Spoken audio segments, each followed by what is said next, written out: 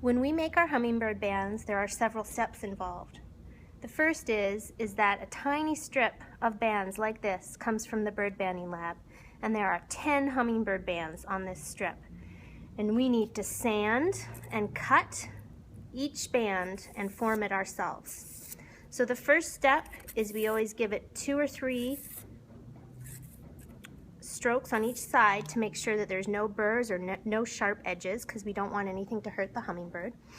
The next step is we have what we call the chopper, and on each chopper there are 5 different sizes of bands, and so depending on what species you need to cut a band size for, you place it in the chopper and you cut it, and then you use your tweezers to pull the band out.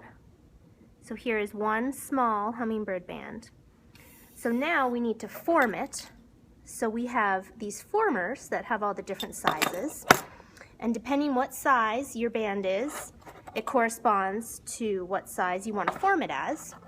So this was cut as a G band, and G bands are one of our larger sizes of bands. They're typically used by female black-chinned hummingbirds whose legs swell tremendously during the breeding season.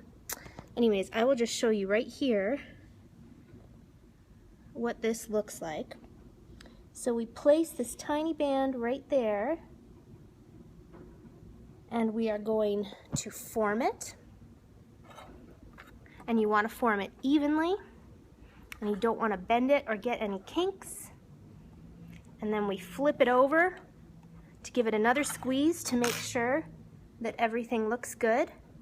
And then your finished product is one tiny hummingbird band. So we do that about 500 times every season. Very time consuming, but worth it, because we have quality control over our bands, and we can make sure that they are made the safest way and to our specifications.